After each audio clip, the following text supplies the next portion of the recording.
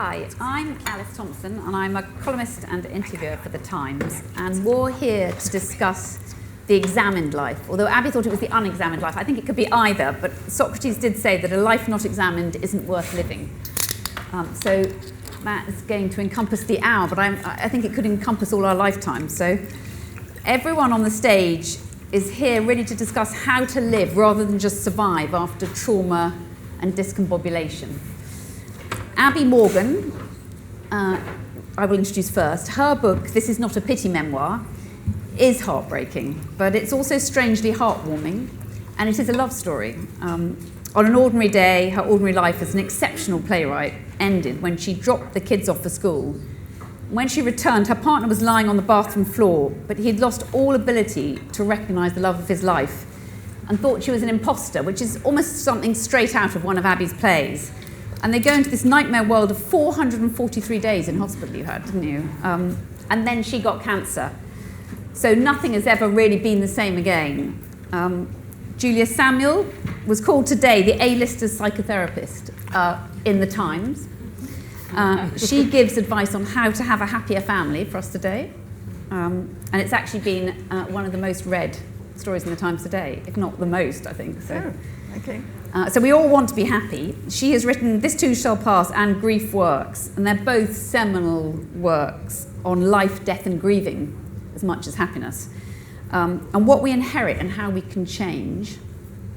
Jonathan Bate is a professor at Arizona State University and a senior research fellow at Oxford. He's a world-renowned scholar on Shakespeare, unlike Boris Johnson. He has written 20 books. The most recent, and my favourite really, is Mad About Shakespeare, which spans not just his family's struggles with depression and illness, but Samuel Johnson, Virginia Woolf, and Sylvia Plath. And Shakespeare's view, really, on youth, old age, death and madness. And Andrea Elliott is the incredibly empathetic, investigative journalist for the New York Times. She's the first woman to win a Pulitzer Prize in both journalism and letters, and has documented the lives of poor Americans and Muslim immigrants. And her book, Invisible Child, was chosen by Barack Obama. And you've also suffered a lot of loss and grief this year too. So the panel have all got a lot of very personal as well as persuasive and intellectual and professional advice on how to live your life. I've written a book which is called What I Wish I'd Known When I Was Young, which is discussing why so many of the successful people that I've interviewed over the decades of The Times, and quite a few of them are here today, like Edward Enninful, why they've had such traumatic childhoods and how they've managed to overcome them, because so many of them have started off with really dreadful things happening, as Julia will probably say, which has spurred them on to success. I thought we'd start by talking about why life now feels just so much more overwhelming and why we appear to be living in a mental health epidemic with just a lot of people unable to cope. 7 million people on antidepressants. Whether we think it's a function of societal collapse or just individuals dealing with their own demons. And I really wanted to talk to Julia first, as a psychologist, whether you're feeling overwhelmed by it, and do you see that in your clinics, and do you think it's specific to either a generation or a background or a type of person, or do you think we are genuinely being overwhelmed this century? I mean, I think it's certainly true that people have high levels of anxiety and mental health issues, but the big thing I think that is different is that we have numbers now that we never did before. And I don't know what the others think, but I sort of think we've always suffered. I think how we think and talk about suffering and pain and mental illness has really changed in the last 10 years. So we're much more aware of it. I think that there can be a conflation between feeling sad and low and upset and worried and now calling it, I've got depression or I've got anxiety disorder. So I think there's quite a lot of confusion. But I do think that people's expectations of the quality of their life and how they should live their life has risen, which is a good thing. But the single biggest predictor of having a meaningful and kind of sense of well-being, and when you look back at your life being healthier, happier, wealthier, is love and connection. It's the quality of our relationships defines the quality of our lives. And I think we're so busy worrying about our lives and not actually being in the present and focusing and giving priority to our real close relationships of the people in the room with us, that is what I think causes the most distress in people. And Jonathan, you've studied mental health really throughout the ages, is actually what you've been doing. And do you feel that some of the greatest writers did understand that? Do you think they understood that what you needed was to have this connection, or do you think it's changed? Has our perception changed? Has happiness changed? I don't think it has changed at all. I mean, the origin of this book was that I've spent my life teaching Shakespeare, writing about Shakespeare, being involved with Shakespeare in the theatre. And I thought, now's maybe a moment to ask the question, was Shakespeare any use to me at the most traumatic moments of my life? But I didn't want the book to be about me, which is often a problem with a memoir. So I thought, well, what about some of the other writers down the ages?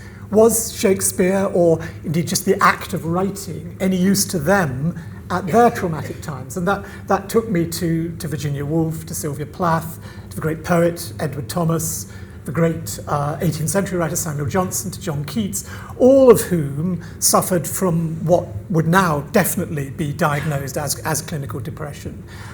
But for all of whom coming to understand human relationships, not only through their families and their real life bonds, but also through the sorts of bonds that can be explored through literature, were for them moments of comfort. My kind of starting point of the book was John Keats feeling depressed, and he says, I felt rather depressed this morning, so I went and unboxed a Shakespeare, rather like sort of opening a box set. There's my comfort, he said. And I think, we all need comfort. We find it in different ways. But I do think writing, which this great festival is all about, reading, writing, they are key tools kind of in the therapist's toolbox. Absolutely. And Abi, do you feel that too? Because you are a writer of our age, that you're chronicling this almost sort of breakdown in the 21st century of how people feel and how they're coping. Do you feel that? I mean, it comes across in your plays, but do you feel that you're a cipher for that? I think I've spent a lot of time writing about other people's lives, not only the non-fiction, the fictional, but also, the biopic like Iron Lady or Charles Dickens and Nellie Turner. And so I'm used to looking at other people's life. I think when you turn that lens on yourself, I think the main thing I felt was, I think it's probably what Nora Ephron says, which is, she says, when you slip on a banana skin, people laugh.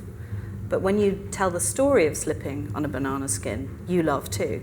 And I think there's an element that when something so profound and cataclysmic happens to you, and it's so, every element of you is so challenged, the main emotion I felt, which really shocked me, was humiliation and the need to somehow understand and take control and be the narrator of my own story. And so I think the desire to understand one's mental health, one's psyche, one's neurodiversity, those questions are asked much more now. I think, like everyone else, I sort of feel like there has been mental health issues forever.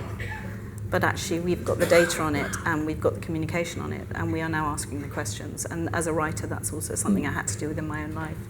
But also a definition of mental health would be having a narrative that can make sense of your experience. Mm-hmm. And when it's kind of locked in fragmented pieces of the jigsaw that aren't put together, they can send shards of fear or anxiety, or I don't know who I am anymore, I'm on this alien place.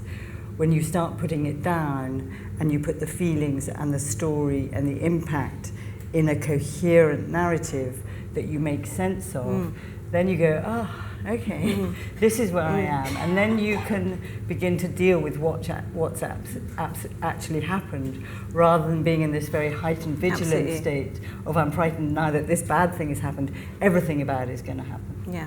Absolutely. So Abi, could you just tell us a little bit about your book? Because it's so shocking, but at the same time, when you say this is not a pity memoir, it's exactly what you don't want, do you? That you were trying to distance yourself almost from your own story. I mean, actually, so I always have to pitch films, and I constantly say, sum it up in one line. And my own book I find incredibly difficult. But put really simply, in June 2018, my partner of 18 years and the father of my 2 teenage children collapsed with a brain seizure. And so ensued kind of 7-8 months when he was in a coma. And when he came out of the coma, he woke up with a very rare delusion called Capgras delusion, which is the belief in imposters or doubles. And he recognized everybody else, he recognized every element of his life, but the only person he didn't recognize anymore was me. And so the book is really about how I had to really re-examine our life together, our relationship, who I was and my identity, because my identity was really being challenged. And inadvertently, I mean, you know, the thing I love most is a rom-com, and I cannot write them. And inadvertently, I did write a love story. And I really thought at times I really hated Jacob, and I didn't realize until I completed the book just how much I loved him. And so the book is also about me navigating my love and understanding him as he no longer understood me. So. And I got cancer in the middle of it, which really is, for me, a really duff plot point. I really hate that plot twist. And you know, for anyone who's gone through it, my God, my heart goes with you, but quite frankly, I could have done without it. So really, yes, it's about that, and it's about how we found each other again. And Andrea, you've written about others' very, very painful, very difficult stories while also going through your own grief. How did you balance that? Well, I'd like to start by saying that I find it very hopeful knowing that the sign of mental health is being able to impose a narrative on fragmented experiences, because that explains my decision to become a journalist, as I've really wanted to create order out of a lot of difficult issues. And also to Abby's point about wanting to understand, that is something that journalists have a kind of lazy dependence on, that word, understand, when we are trying to talk our best game and get in with a source. I just want to understand this, at least the kind of work I do, which is generally reporting on vulnerable communities. So these are not press-savvy people. And I'm an immersionist. I really consider myself an immersionist more than a reporter. I immerse deeply, months, sometimes years. I followed Dasani and her family for almost a decade, embedded with them.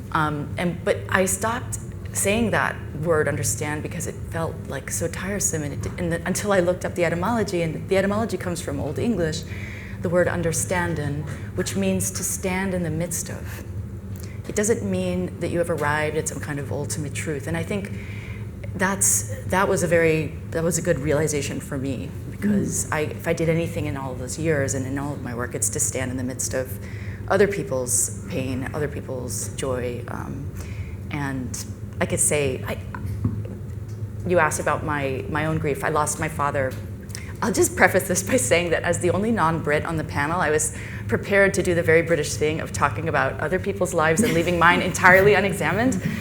But yeah, my father died unexpectedly 2 weeks before the book came out, and then my brother died 2 months later. So deeply painful for you. Deeply painful. And there are ways in which that private pain corresponds to the incredible blessing of having known Dasani and her family and everything that they went through.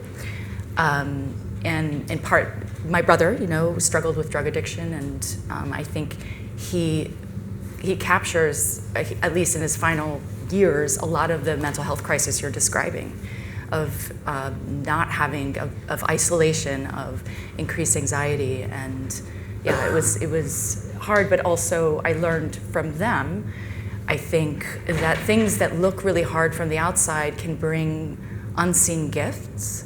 And this is particular to children who are survivors of trauma. There are all kinds of fascinating ways in which they learn to succeed in the world, even if the world doesn't see it as success. It's a toolkit that is often invisible, that they develop just for example, looking for moments of quiet or peace in a horrible room. She and her family were crammed into one room, all 10 of them, and lived that way for years in a decrepit homeless shelter just blocks in Brooklyn from townhouses that sold for millions of dollars. And it's Dickensian. I mean, and if you look at the way they lived, you see all the horror. The children saw that too, But because they're children, they saw other things. They saw ways to take agency over that space, to find moments of quiet and peace, to go to the window and look out at the Empire State Building, to reach up to the ceiling and pull the lamp down and color it in the shades of rainbow with crayons, and then put it back up so that they saw a rainbow instead of this flat fluorescent light. You can call that resilience. I think that's an overused word. I think of it as innovation. Yeah. And in the trade, it's called post-traumatic growth. So what the kind of understanding is that you can never kind of diminish the level of the pain by the experience and say, whoopee, we've got post-traumatic growth, because that diminishes it. But if you fully allow yourself to let the pain go through you and change you, it changes your perception of yourself and your external world and your relationship with that world. And people who've gone through that experience rather than denied it and blocked it have grown through it, and then they see the world with more meaning and more colour, given the fact that they've survived this thing that they would have thought was unbearable, and they survived and they grew, and then they see more colour and more meaning in the world.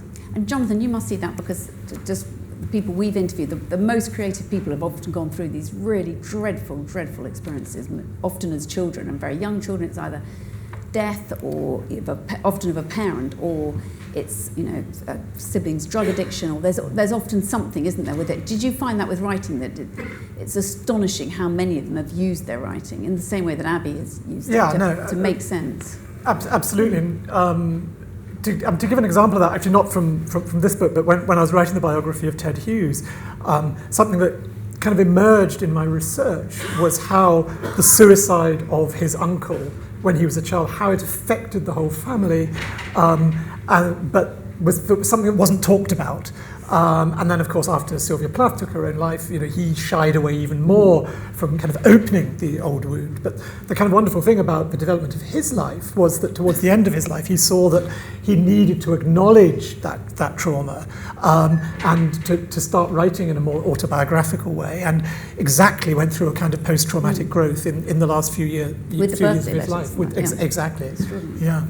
And Abi, on a sort of more level, how not everyone can write a book, and not everyone can put their experiences down on paper or can paint, or what as you were going through it, what helped you? Because it's actually really optimistic, your book. What were the main things that helped you in the moment, as well as humour? Was it family? Was it friends? How did you cope in the moment? A lot of chocolate, a lot of wine. I think that really helps. I advocate green and blacks.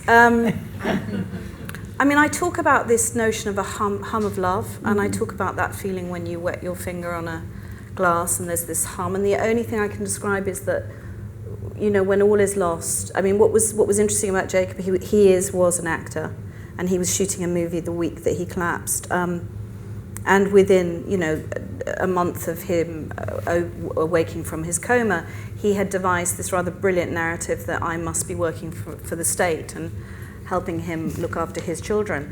And I just found it so funny. And I know that sounds odd, but I think the humour really helped me. I think implicit is the family and friends I had. And I think, a lot of people have said in the book, God, I just don't have that many friends who would have helped me. I don't think that's true. It's just that I asked all the time, and I could not shut up. I was going to ask you that, because people almost felt envious of your book. It wasn't that they were embarrassed for you or thought you were being humiliated. It was almost like, oh my God, you've got this extraordinary group of people around who help and nurture you and look after you. Yeah, and I generally don't have more than anyone else. It's just that I would stop anybody and everybody who was interested. There used to be a barista at my local coffee shop, and I could see him gulp as I came towards him, and he was like, hello, let me tell you what happened today. And I got so many free croissants from him.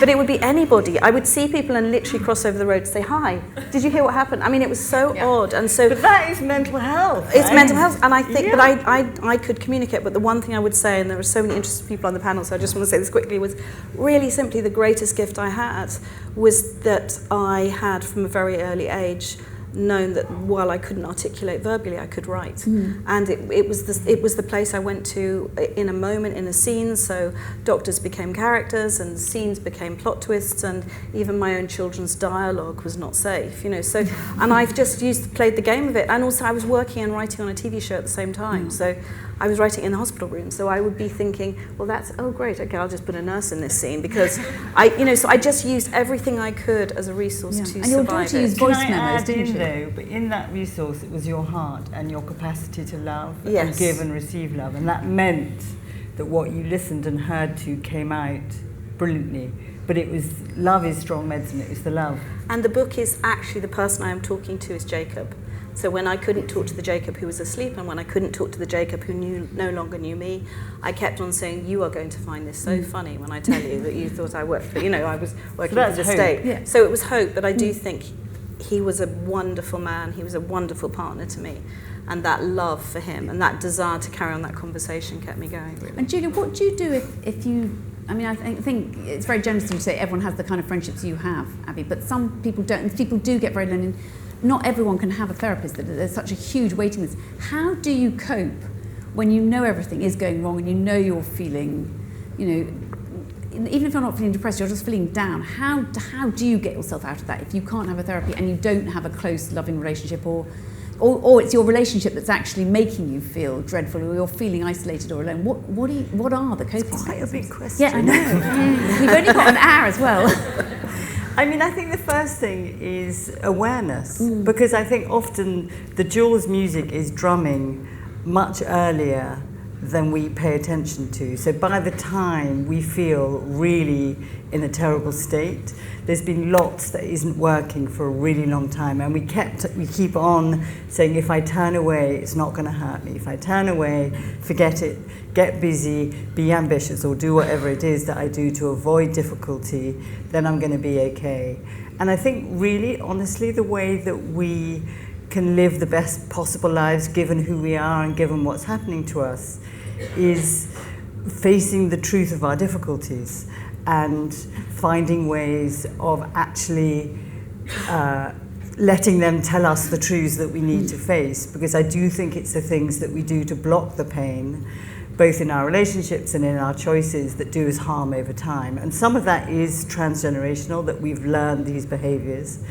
But I think trusting that in the end, the truth, not the truth as in that kind of now 21st century my truth, but really unpick what is that's fucking with me in my life and work it out will give you the kind of breadcrumbs to find the way to live a better life. And is that sometimes... And I don't think life is about being happy, by the way.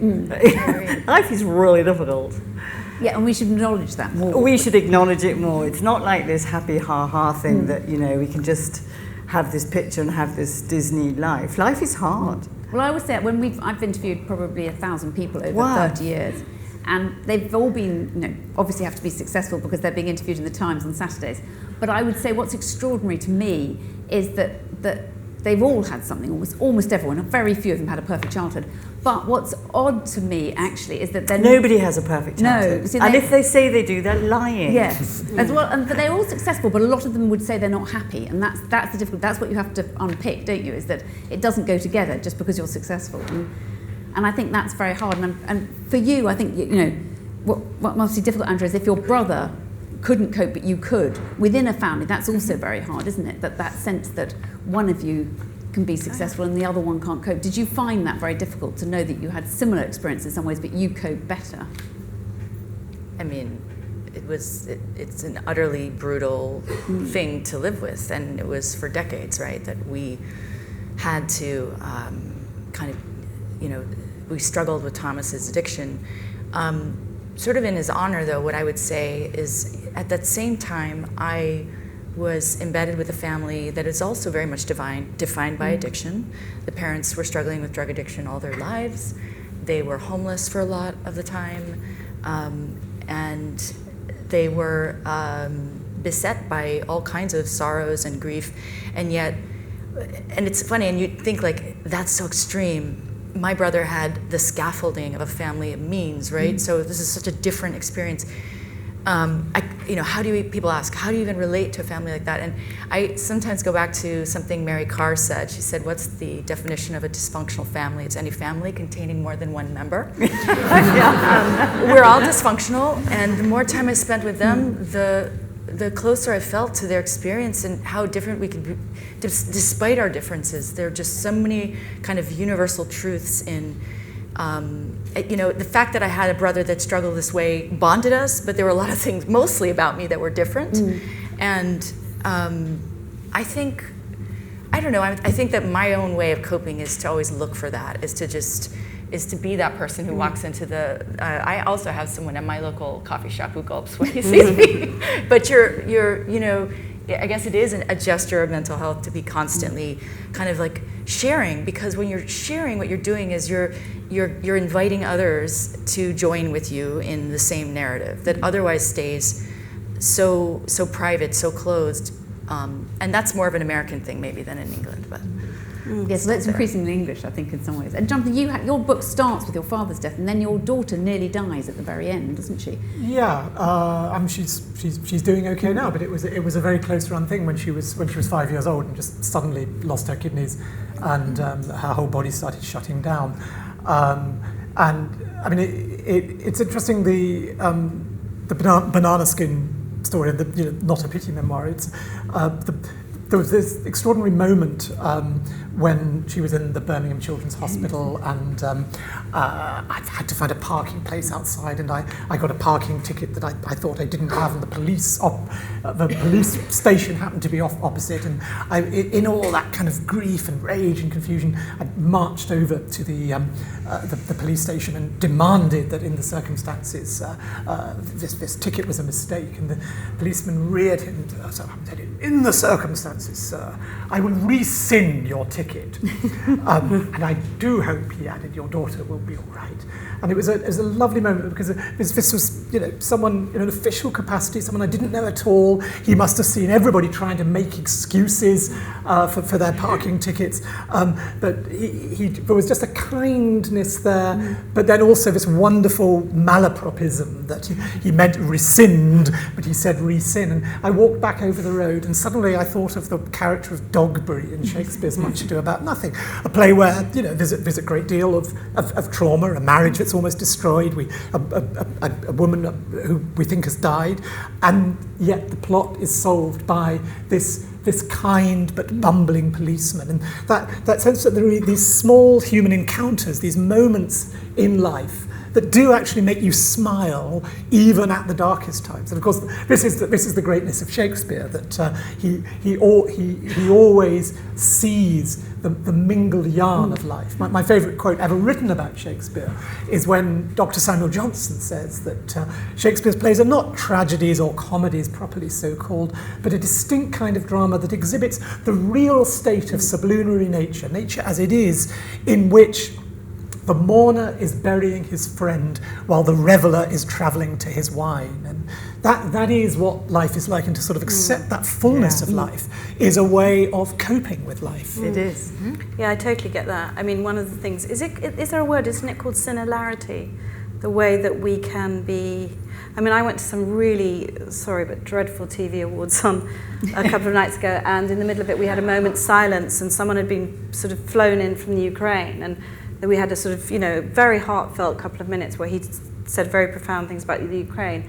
And then when he was finished, it was like, and now on to best soap. And there were kind of confetti bombs going on. And it was so surreal, these two words. But I do understand that, you do live in parallel. And one of the things I really think about a lot is about care, actually, and aftercare, and how people evolve from these experiences. And you're right, how you financially get through something like this is profound, because it has such a direct input on your outcome. And so I think a lot now when I see that person, I was thinking about you talking about addiction and families who don't have the resources, and I look at someone like Jacob, and one of the things, he ended up having something called Anti-Nmda receptor encephalitis, which is a really rare form of encephalitis, but actually it's found very strongly in people who are experiencing clinical psychosis and schizophrenia, and often wrongly people are admitted and diagnosed with schizophrenia when they just experienced an encephalitis. And that's so profoundly interesting to me now, that we live, if we don't know how to interpret and define. And one of the things that was interesting when writing this book is that I was contacted through social media, and this woman said, they are trying to section my husband, and I think he may have what your husband has. And so I wrote back to her, and she informed me that in fact he had just was experiencing encephalitis. He was perfect, he's now better and resolved. So I think as well, within trauma, if you can communicate that experience and start to talk about it, you can also start to affect outcome. Yeah, so do you think that's a really important point, that actually if you can help other people, so very often when people lose someone or something happens, they often want to set up a charity, they want to do something desperately. Is that a very healthy emotion?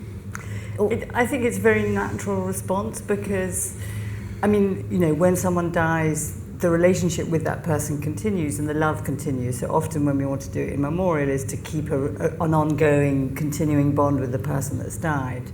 But also, I think we are wired evolutionary to be altruistic. I don't do the job I do because I'm a good person. I do it because it really does something for me.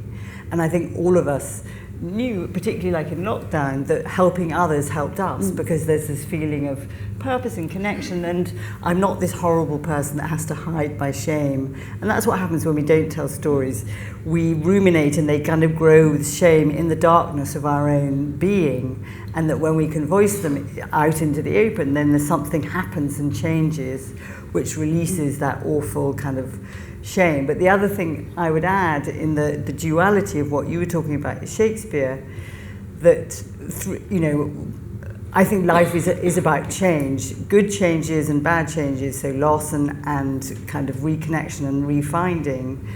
And the theory around that is called loss and restoration, so that the work of it is to allow yourself to feel the pain and express the pain, and you oscillate between restoration, where you have hope and you move forward and you kind of rebuild your future. And it isn't about one knocking out the other, but the two are constantly in sync, moving between the other. But when you block yourself with the pain, you block your capacity to be restorative, so you get stuck, which I think a lot of people do in this very locked place of I'm not going to let the change me, I'm just going to stay where I am.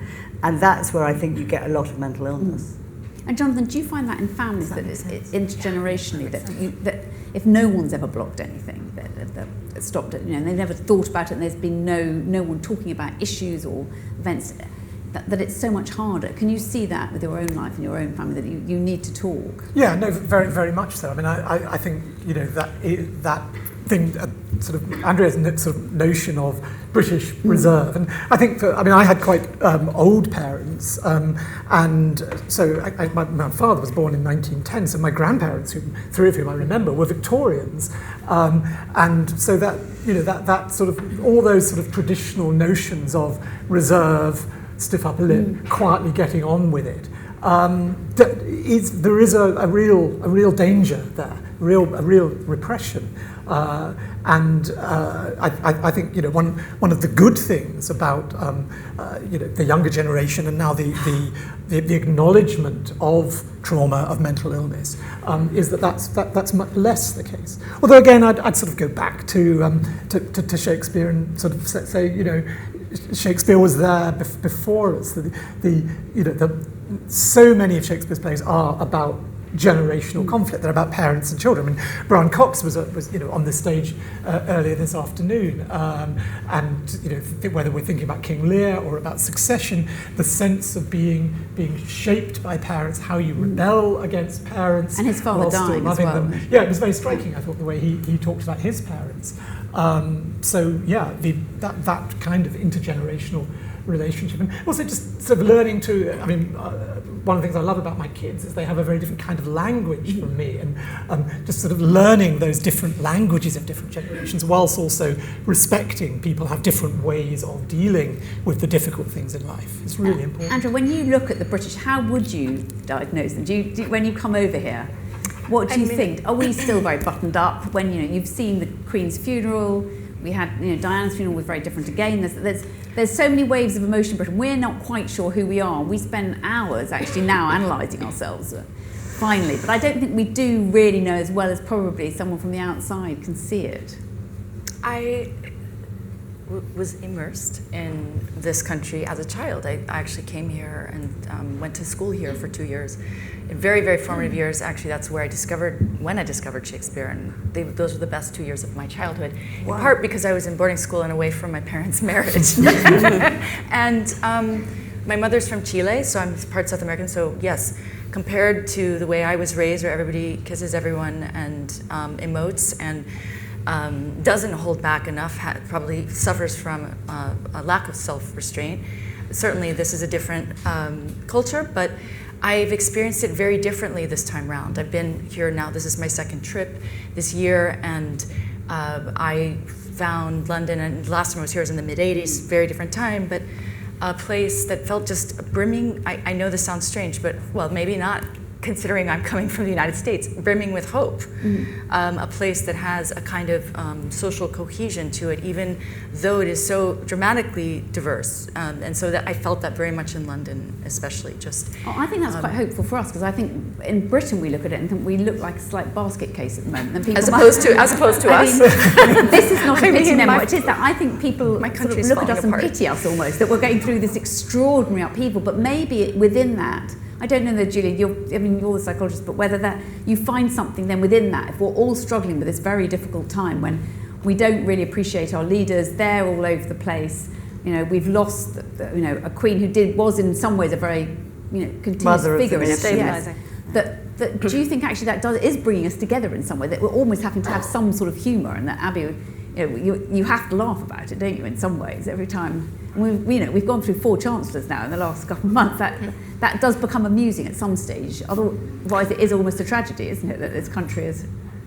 I mean, I don't really know, to be honest, but I think how we survive as human beings is through tribes and communities and connection. And I think if most of us believe that we're kind of being led by lunatics, then we kind of have to help each other out. And so if that means that we do help each other out more, that can only be a good thing.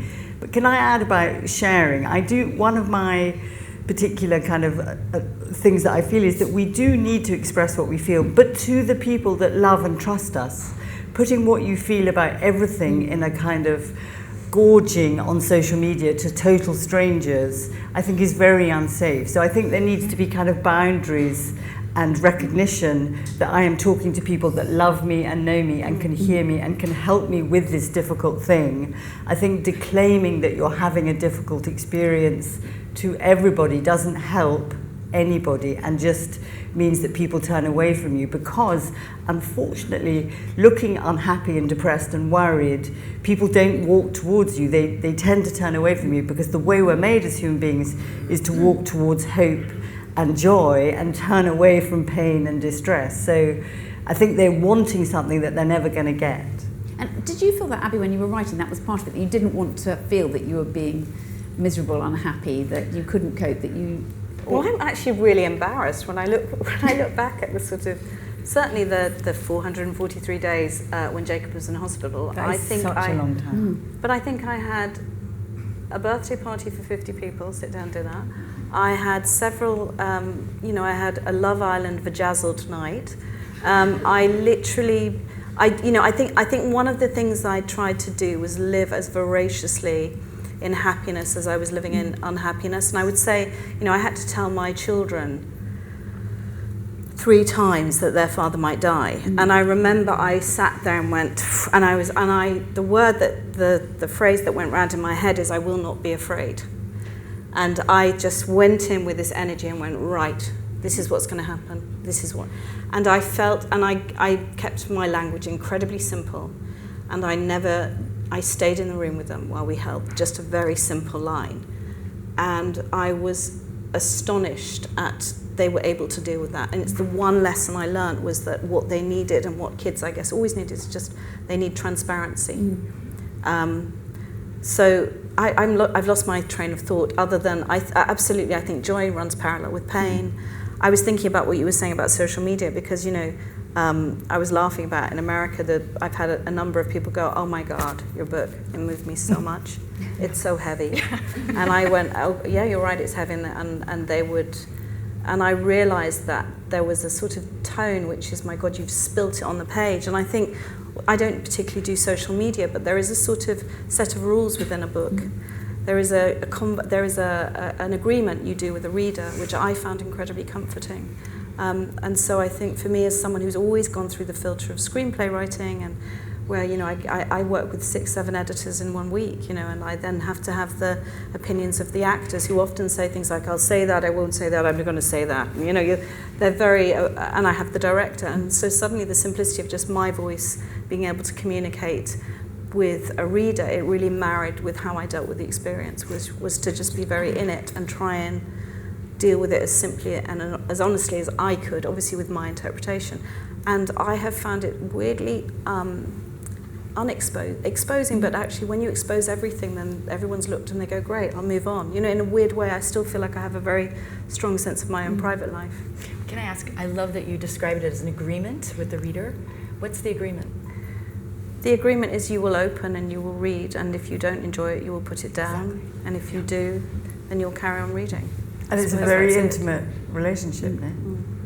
Yes. And do you know, when you bring up that social media, which is what we're told again and again is such a big part of mental health, isn't it, and of the examined life, that we put everything out there now, that it's almost too examined. What are your rules? What do you think we should try and do? How do we navigate that? And you asking me? Yes. Well, I think what we need to recognise is that we have different versions of ourselves in different environments, so that, you know, as Abi spoke actually incredibly intimately then about talking to her children, I think all of us felt that, you know, because of being so instinctively honest. And that's your true self, which you would just keep to yourself and to the people that you're with in the room. But I think we all have a performative self, but that needs to have a kind of armour that we know what we're doing, we know what we want to say, and we have a kind of guess how it will be received.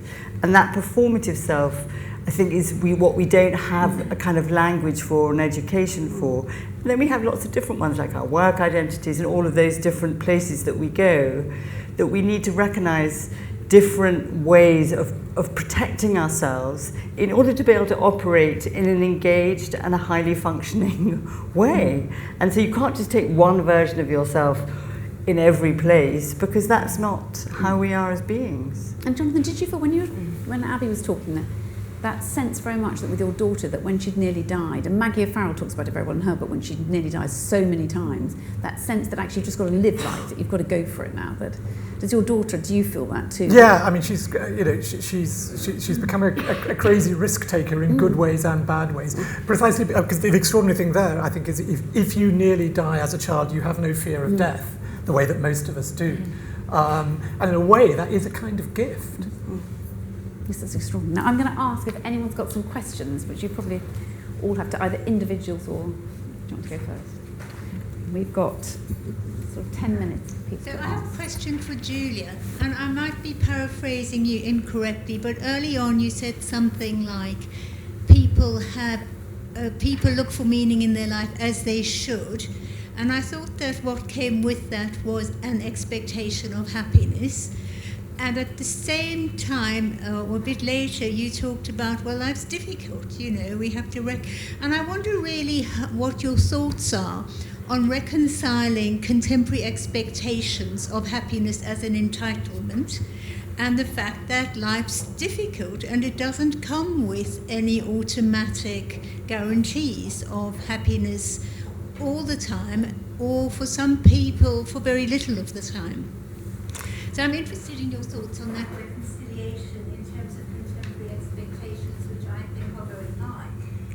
I mean, I think it's that we need to hold lots of competing aspects of ourselves and our hopes for ourselves in a kind of accommodation that recognise that life is difficult and that we can, out of the blue, be hit by an unbelievably unbearable, devastating challenge, that we have, you know, good things happen to bad people, and that we can also have really surprisingly good things that can happen to us, and that within that we kind of try and keep going and have moments of joy. But I think that the main thing that gives us meaning is what we believe ourselves and create for ourselves gives our life purpose and meaning, and that's a very subjective relationship with purpose and meaning that we need to give. But also I think it helps if we have a kind of structure. But I will go back to the same thing. Love in the end is the thing that matters most. That, for me, we can survive all sorts of unbearable things if we know how to give love and receive love. And yeah, Abi, do you feel that very strongly now? Because now you've come through it, and then you got married at the end of it. We did. Well, yes. Yes, poor Jake. I don't think he was quite aware what he was doing, but but he's quite happy now. We did. Did he say yes, he'd get married once you offered a cake or something? Yeah, he's big on cake. So you weren't bribing? Well, actually, I was thinking about what forever this could be the definition of love. What is love? And I guess for me, love is interest. I don't know how to describe it other than that, but I find that interest and love go hand in hand for me, and that can be with the people who at times bore me or at times irritate me. There is always still an interest and a connection. I think, but what I do believe, absolutely what I hear is this idea that we have to be happy all the time. I think it's a very important lesson that we teach our children, that unhappiness, discontent, boredom, grey areas, complication of feeling is healthy, normal, the stuff of life. I mean, I got grade 3 stage 3 breast cancer in the middle of it, and I'm one breast down with very little hair and a strong sense of my mortality, and I genuinely do live every day with a sense of active interest, joy, love in the world, and so the big stuff is important and the little stuff I let go of, and I think that has definitely come out of my experience. But I don't know if that answered your question. That's the definition of post-traumatic grief. Yes. Oh, I feel so good now. Thank you for saying that. I think I've fallen in love. I really do. And Jonathan, how do you feel about that? Do you feel the same? Do you now look at your daughter and do you appreciate every moment? I find that the hard thing about that is appreciating every moment. That sometimes you just can be grumpy or annoyed, can't you? Of course you can. Well, yeah, of course you can. But no, I do think that it's kind of a cliche, but the value of adversity is that it does force you to value life, to make the best of every day. There's just no question about that. But it also lets you know so if you've had a child that dies or nearly dies, most of us live in blissful ignorance about bad things until they happen. And if you've had that experience, you can't not know that truly out of the order, devastating things can happen. And for some people, that then becomes how they shape their lives, because everything looks dangerous, and that's what you haven't done, and none of you have done. But it is potentially very risky for people, because every moment they think their mother's going to get run over, or if someone doesn't come home, something devastating happens, they have a headache, it's a brain tumour. So it changes your perception of their safety of life. How do you change that? You go to therapy with her. 10 minutes left. It's too big a question. It's too big a question. But you can, do you think? You can work with people, because I think you can. I think within within the being of the person you have, we have capacity to alter the narratives we tell ourselves, and the stories we tell ourselves is the person we become. And so when we begin to change the story we tell ourselves, we change the person we become. And is it, when you look, say, with Abi's story, that it must really impact your children as well, Abi, the way you're dealing with it shows them how to deal with it, that it must be intergenerational in that way, that it's so important to deal with it for everyone in the family? I think I'm really grateful I came from theatre. I was thinking about what you said about Shakespeare. My father was a theatre director, my mother's an actress, and from a very early age we read in lines.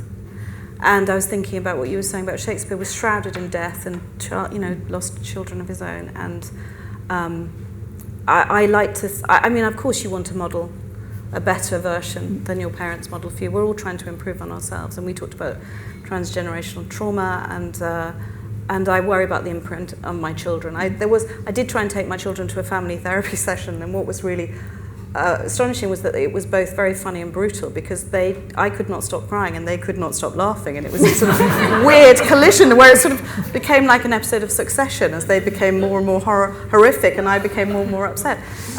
So I don't know, I may have bred psychopaths out of this. I have no idea. Who knows? Let's just hope they're okay. They're travelling the world and drinking too much and shagging and all of that. And Good luck. What do you want for your teenagers? Exactly. I have no idea. I have no answer to your question other than I did the best I could. And have we gotten any other questions? Any emotional questions? Of the panel, there emerged this sort of paradox or conundrum where, on one hand, it's important to share your trauma and to reach out and ask for help, but on the other hand, people are repelled if it's just bleak and you're depressing. And so, but it seems like all of you have, in a way, solved that by, rather than just lazily dumping your trauma on everybody, taking the care and the work to define it in a story or with humor that allows you to both share the horrible things you're going through, but is also appealing or engaging for the audience and maybe even for yourself, like doing that work. Yeah, I mean, I think this absolutely just comes back to the point Julia just made about narrative, that I think the people who cope best with life are those who manage to make interesting and, ambiguous but controlled narratives about life. I don't know if you'd agree. I'd agree. I mean, I think trauma can often be misused. So if someone has PTSD where the trauma is stuck in the neural networks of their amygdala, then the past is constantly interrupting their present, and they can't live in the present, and it's ignited by sight, sound, touch, and smell. So they need proper trauma therapy, EMDR or another therapy, because trauma doesn't naturally resolve. Most things as human beings, we're naturally adaptive. Grief, if you get the support and the love of others, when you grieve, you naturally adapt and grow through the grief. Trauma doesn't resolve, it doesn't adapt. So that needs to have its own specific treatment. And does it matter what story you tell? Because when I interview people, quite often the story is probably slightly different from reality. It's always different, it's different. Yeah. And you change it and you adapt it, and it's the story you want to tell to make yourself feel better. Does that matter at all? Do you need to be brutally honest, or can you slightly change the story? I think it's the story you can bear to live with today, right? Don't you think? I mean... But it is and what is brutal honesty? Yeah. I just think there's a fascinating thing about families that you often find someone tells a story from their childhood and then the sibling says, no, hang on, that was me who did that. Right. I was the one who saved my pocket money. So I've done that. So in my columns, I write family stories quite a bit. And my mother was a great family storyteller. And actually, when she died, I wrote about how important these stories were, that we distanced ourselves. But we all had different ones, and we all then fight over who actually did what. And there was a terrible incident when we were by the Thames and we were fishing, my brother and I, and we fished out a dead body, and it was sort of ghastly. We were young, but we both had different views of this, and I used it as a column as me, and he rang up and said, you cannot use my dead body story. And it was like we had a sort of tussle over whose and that's more understandable when we're talking about the realm of memory and things that have happened 10 years ago, but this very thing can also happen with 10 of us could write about this panel, hopefully no one does, but, I invite you to, or this room or something that happened today, and there are 10 different versions, and they are each one feels as authentic as the next to the person who wrote it. So it is, I think, one thing I'm thinking about as we're talking about the role of pain in our lives as writers is that, life is so messy, life is so unpredictable, and unwieldy and mysterious. And so by writing about life, whether it's our own lives or in my case, the lives of others, we are imposing form or structure over something that is otherwise maddeningly unformed, or can go in too many different ways. And that becomes almost like an act of clarity. So what was their relationship to your version of their lives? Well, I asked Dasani, she was 11 when I met her, and she's now 22. And so when the book was about to come out, she was 20. I asked her to read it, and she said, I don't need to read it, I lived it. And I said, no, you better read it. And I didn't trust that she would, because if anyone in this room has a teenager, you know what happens to their attention spans with phones. And she said she would, I didn't believe her, so I basically kidnapped her and her little sister and took them to my family farm in Virginia and spent 5 days reading them the book. And it was a tedious exercise for them and very painful at moments, but I felt that it's what I owed them, to see their faces. It's one thing to write something and then wonder what, and you know this as someone who writes, I wonder what the person thought. And generally, by the way, the subject has 3 different responses. The first response is the response they had innately about what you wrote. The second is what everyone else thinks, which then they could go from loving it to hating it, and usually it's the third of the 3 that winds up being the permanent state. I think that was good or it was bad. But in this case, there was so much pain and so much trauma and so much joy. I think of the through line of this book, the emotional through line, as one of joy and humor and lightness. I wouldn't have been able to stay in their lives for 10 years if I wasn't, you described love as interest, as utterly fascinated by them and uplifted. And we are talking about the role of happiness in our lives and how we assume that this is supposed to be a default state. This is not a catalog of sorrows, but certainly a lot of things happen to them that are mostly bad. And yet what I found again and again was just this tremendous amount of optimism and hope embedded in the way they responded. It's just, they are utterly hopeful people. And so anyway, when I read the book to them at the end of the 5 days, Dasani, I had her read the last paragraph. She said, "Are we done? I have this on video." I said, "Yes." And she jumped on top of my dining room table and said, "Hallelujah, hallelujah, the book is done," because she was so tired of hearing me. Anyway, I think that's the answer to your question. And she didn't mind. It was your question or yours? It was my I can't even remember. Sorry, I'm taking Sorry. your role. There are a lot of Has anyone trains. else got any questions before? Can I add in about the competing stories in families? One of the things that, so I work with multi-generations of families in my book, and the thing that I think gives cohesion in families and actually in society is allowing multiple stories at the same time. That you can agree that you are in the room on a Friday, but recognize that everybody's experience is completely legitimate and valid rather than fighting for the right one or the wrong one. And all families need stories, don't they? Really? And they need the stories, but I think you learn and change the sense of cohesion and connectedness within the family when you allow the difference of the stories rather than having to have this kind of ownership of it's your story. But not roles. You don't pigeonhole people in roles. That doesn't help, no. Yes. But what you just said applies to journalism, I think. Yes, Something totally. People need to embrace is this idea that it is a subjective act, and you are in the hands of the reader. The agreement between me and my reader is that my loyalty is to them as a journalist. So in the realm of nonfiction, not writing memoir, not to Dasani, not to me.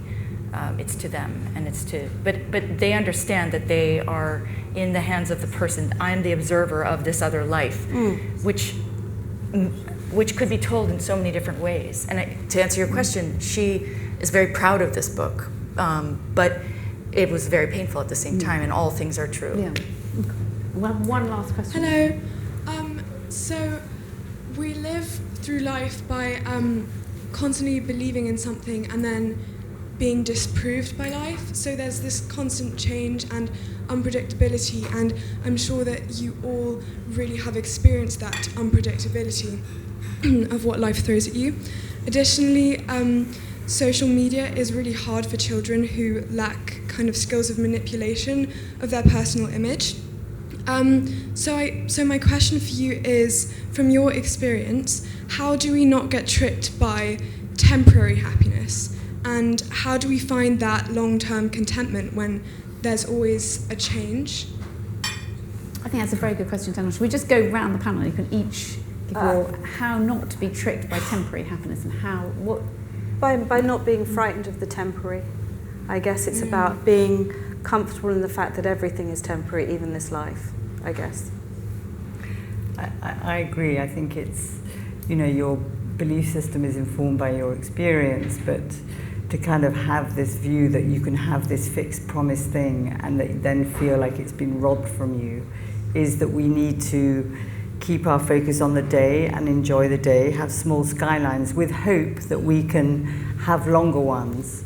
But we can only really live in the present is the way. I mean, I don't find it very easy to do, and it's easy to say, but I do think that is a way that we can live with that constant paradox of wanting stability and wanting certainty, and yet never having it.